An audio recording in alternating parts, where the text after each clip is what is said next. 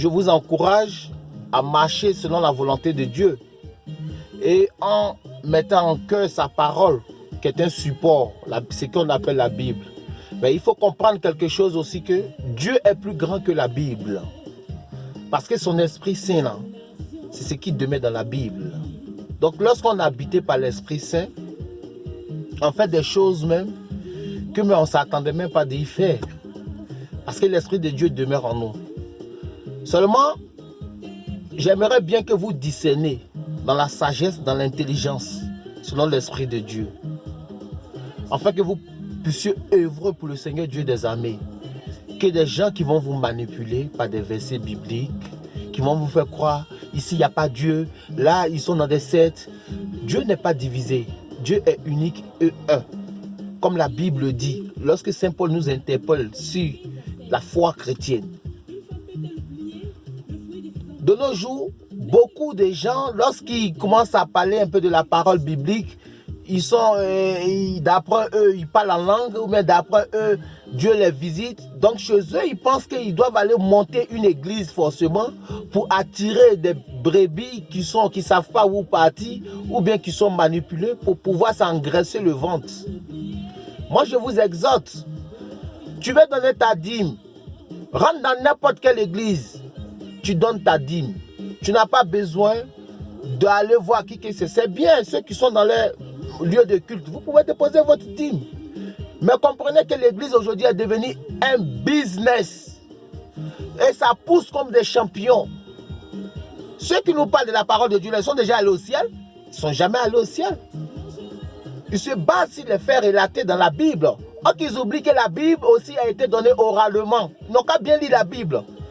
Je vais faire une vidéo dessus avec tous les versets bibliques pour dire que même Saint Paul même dit que prenons compte des livres publics qui ont été établis. Or la Bible, c'est dans la parole de Dieu. Quand il dit dans le livre de Colossiens. Donc c'est pour te dire que la Bible ne contient pas toute la vérité. La Bible qu'elle ne contient pas toute la vérité. La vérité, c'est Jésus-Christ lui-même. C'est pourquoi il a dit à son peuple, précédez-moi à Jérusalem, le Saint-Esprit descendra sur vous. Et c'est en fonction du Saint-Esprit qu'ils allaient œuvrer pour le Seigneur Dieu des armées. Je vous exhorte, ne vous laissez pas manipuler. Que tu sois catholique, que tu sois évangélique, que tu sois protestant, que tu sois... Mais seulement si tu œuvres pour le Seigneur Dieu des armées, parce qu'aujourd'hui les gens veulent se faire une renommée, ils combattent l'église catholique. En les combattant pour pouvoir se faire une cote. Est-ce que lui qui combat l'église catholique, il est déjà allé au ciel? Il n'est jamais allé au ciel. Il se bat sur quel fait? Pour dire que tu ne prêches pas la bonne parole, que tu prêches le mensonge. Mais nous rendrons compte de nos actes, parce qu'aujourd'hui il y a des gens qui veulent s'enrichir par les ventes. Et il veut vous faire croire en vous parlant, je vous parle de Jésus, je vous parle de Jésus. Lorsque le diable a dit à Jésus, jette-toi de cette falaise et je déléguerai des gens pour te secourir. Qu'est-ce que Jésus a dit? Tu ne tenteras pas ton Seigneur ton Dieu, mais ce que le diable avait dit, c'était la vérité qu'il avait dit. Si Jésus se jetait dans le but, il allait déléguer des anges pour le secourir. Mais le but du diable, c'était que Jésus l'adorait. Donc, faites preuve de bon sens. Deux fois, on peut vous manipuler avec des versets bibliques. On peut vous manipuler, oui, parce que vous ne lisez pas la Bible. Vous ne lisez pas, vous ne scrutez pas la Sainte Écriture. Et quand ils finissent de prêcher en retour, ils veulent que vous leur donnez la dîme. La dîme a été instaurée pour s'occuper des enfants de l'église. La dîme a été instaurée pour s'occuper des enfants demi-nus, orphelins, souffrants. Vous avez déjà vu qui paye, qui aidait ces enfants-là? Ils sont un. Ils ne sont pas beaucoup. Moi, j'ai des papas spirituels évangéliques. J'ai des papas spirituels évangéliques. Pourtant, je suis catholique. Ils ne m'ont jamais fait la reproche de ma foi. Ça, ce sont les vrais hommes de Dieu. Parce que ces vrais hommes de Dieu, là, ils connaissent la Bible. Et quand je parle avec eux, je sais à qui je parle. Donc, ça ne sert à rien d'avoir des débats stériles. Des débats stériles avec des gens qui croient et qui connaissent la Bible. En réalité, ils ne connaissent rien. Ils prêchent pour leur propre vente. Ce n'est pas la Bible qui nous sauvera. C'est Dieu qui nous sauvera. La Bible est un support. L'Esprit Saint est Jésus-Christ lui-même qui habite en nous et qui nous aide à œuvrer pour lui. Donc aujourd'hui, pour se faire une renommée, on attaque les églises. Oh non, l'église catholique n'est pas bon. Oh là, tu vas, le pasteur là, il prie pas. Mais qui es-tu? Tu es déjà allé au ciel? Tu es déjà allé au ciel?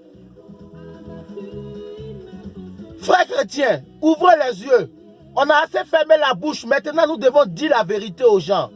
Parce que ce qu'on nous a appris à l'église là, soyez humbles, brisez-vous, laissez-les parler, priez pour eux. C'est ce qu'on a toujours fait durant des années. Mais maintenant là, c'est fini. Parce que la trompette a sonné. La trompette a sonné, ne vous aveugle pas. Ne vous laissez pas manipuler. Si tu cherches travail, va travailler. Et puis tu œuvres pour Dieu gratuitement. Parce que les serviteurs de Dieu les ont labouré la terre pour manger. Ils ne se sont pas nourris des dîmes. Ils ne se sont pas nourris des dîmes. Il est agréable d'emmener la nourriture dans la maison du Seigneur. Mais sachez où vous déposez votre nourriture dans la maison du Seigneur. Parce qu'il y a des gens là, ils œuvrent pour Dieu. C'est un business qu'eux-mêmes ils cherchent à faire. Je vous exhorte, mes frères protestants, mes frères catholiques, mes frères évangéliques, mes frères assemblés de Dieu. Parce que tout cela font partie des enfants de Dieu. Parce que moi-même qui vous parle là, je prie avec les évangéliques. Je prie avec les protestants. Je prie avec les réveils. J'ai des pères spirituels aussi. J'ai un groupe d'assemblée. Évangélique, catholique, on prie ensemble. On ne s'est jamais dénigré parce qu'on a compris. On a compris la parole biblique.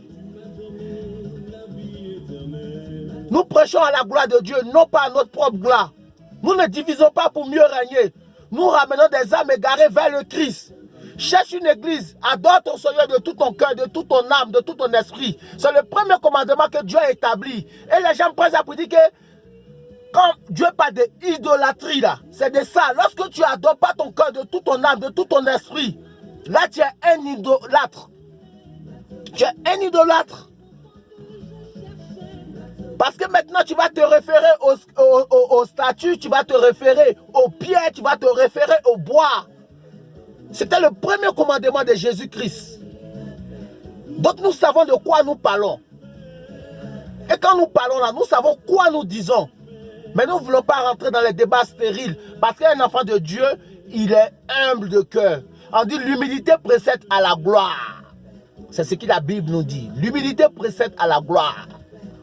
Donc je vous exhorte, soyez fermes, tenez, je vous encourage.